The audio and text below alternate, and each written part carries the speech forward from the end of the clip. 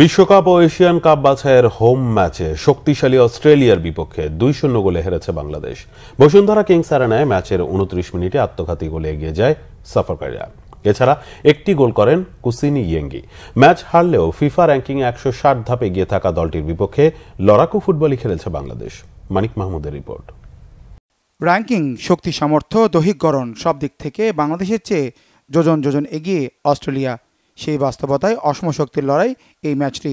বাছাই পর্বের প্রথম ম্যাচে মেলবোর্নে জামাল ভূঁইয়াদের 7-0 গোলে হারিয়েছিল সকারুজরা। ফিফা র্যাঙ্কিংয়ে 160 ধাপ এগিয়ে থাকা দলটির বিপক্ষে হোম ম্যাচে মান রক্ষাটাই বড় চ্যালেঞ্জ ছিল স্বাগতিকদের। বসুন্ধরা কিংস অ্যারেনায় ম্যাচ হারলেও লড়াকু ফুটবল খেলেছে লাল সবুজের দল। বৃষ্টির কারণে মাঠ কিছুটা ভেজা থাকায় খেলায় গতি ছিল কম। অধিনায়ক জামাল ভূঁইয়াকে বেঞ্চে রেখে প্রথম একাদশ মাঠে নামান কোচ হাভিয়ার কাবরেরা। নেতৃত্বের আর্মব্যান্ড তপু বর্মনের হাতে। ম্যাচের 29 মিনিট পর্যন্ত রক্ষণ সুরক্ষিত রেখে প্রতিপক্ষের সাথে সমানতালে লড়াই করে স্বাগতিকরা। এরপরে আত্মঘাতী গোলে পিছিয়ে পড়ে বাংলাদেশ।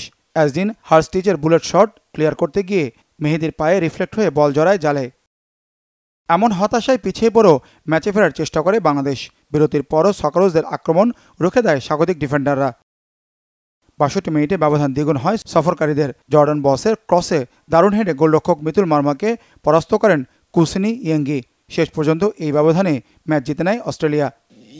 এই ম্যাচের পরাজয় থেকে পরবর্তী ম্যাচের জন্য বেশ কিছু দিক চিহ্নিত করেছেন কোচ কাবরেরা।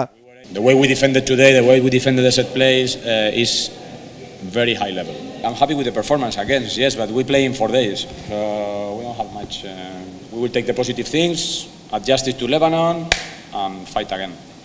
বাছাই পর্বে নিজেদের মাঠে এ দফায় শেষ ম্যাচ খেলল বাংলাদেশ। গ্রুপ আইতে 5 ম্যাচে 1 পয়েন্ট নিয়ে টেবিলের তলানিতে তারা। গ্রুপে আর মাত্র একটি ম্যাচ আছে তাদের। 11 জুন কাতারে লেবাননের বিপক্ষে খেলবে জামাল ভূঁইয়ারা। মানিক মাহমুদ, বাংলাভিশন, ঢাকা।